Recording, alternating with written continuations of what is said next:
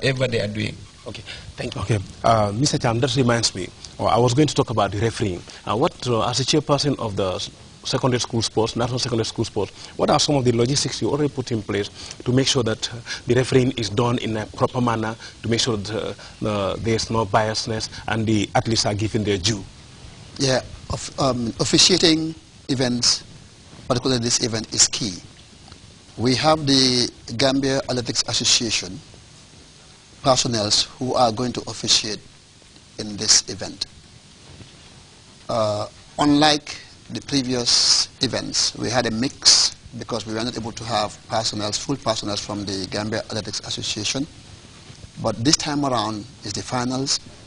We endeavor to have personnel from this association who are completely out of the school system, who are qualified to do this judgment, and who are also not only officiating, but they understand that this is for the schools, and they will judge according to the rules of the game. Okay, Mr. Mbenga, welcome to this panel. Basiru Mbenga is the Principal Education Officer for Region 1. Mr. Mbenga, what's your own take on these finals of the National Secondary School Sports? Thank you very much, Dominic, and good evening, viewers. Louis.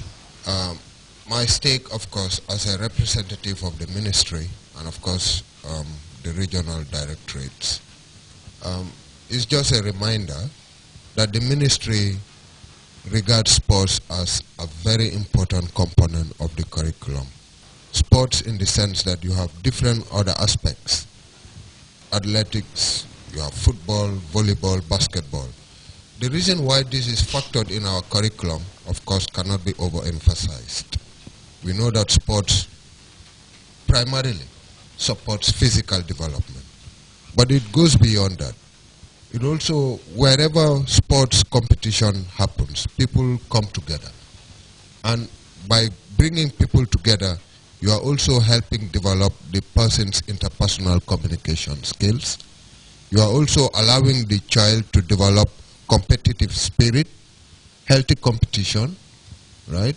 And you are also expecting the child to comport him or herself, because there must be rules, regulations, and guidelines. Now, once you have all this in one basket and you expose children to this, gradually when they grow up, you develop them and they grow up with this, obviously you are also contributing to the person's personal development. And aside from that, if you excel in sports and you acquire the right competencies and abilities, you are also, you can be economically independent. Because we've seen series of examples, be it in football. Some footballers are professional footballers. They're earning a living. So in a nutshell, it can also serve as a livelihood for those who participate in it. Right? My emphasis here would be, this is the first time we are organizing this out of the Greater Banjul area. Yes. And to be specific, in Farafenni. It's a different environment, but children, school children, meeting together in one place, trying to achieve one common purpose, to nurture and develop sports in different facets. So we must understand why we are gathering there. It's not that someone is going to be seen as, dominant in one area. Of course, one may have one talent in one area and others may have talents in other areas. Okay. When all these talents are put together, one day, if the country requires to participate outside, nationally, regionally, internationally, there is a pool of athletes where we can draw to represent the country in this gathering. Okay. Just to remind you that you're watching Education Forum on the secondary school, National Secondary School Sports Finals. I just want to throw more light on the accommodation. I want to inform the public that the association has taken the decision to camp athletes according to the regions in which they competed during the qualifying rounds. We are going to use 4 venues. The Farafenye zone would be camped in a particular school. The Brikama venue would also be camped in another school.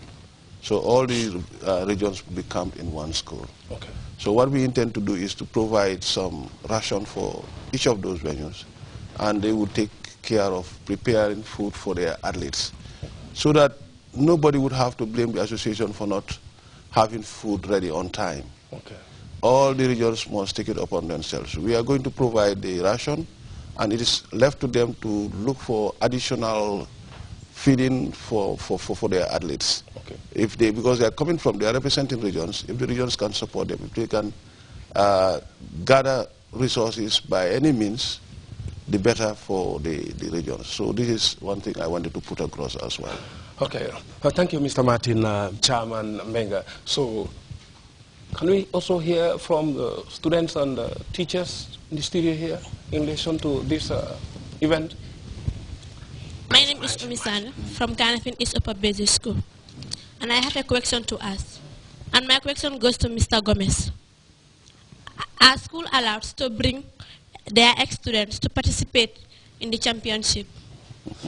Thank you. Yes, that's a very good question.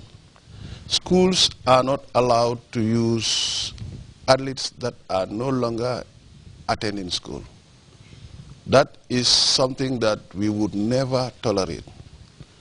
The association would do everything in its powers to ensure that the competition is only for school-going children. Only school-going children.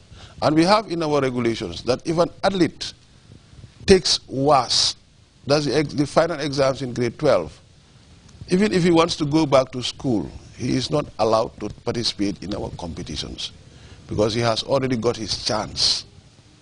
So I think that has answered your question. My name is Hannah Okun from Glory Baptist School. Some parents, they have this problem, like they don't really trust their children with some people. So what is your assurance to them that they will be well taken care of?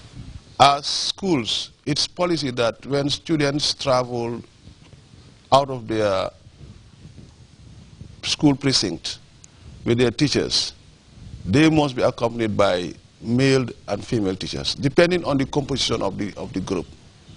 For our competition, we have put in place that if up to 10 athletes qualify, the school is allowed to be accompanied by a teacher.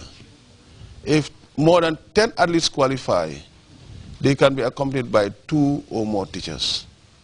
So I think this is something that they need to know, that the schools are aware of it.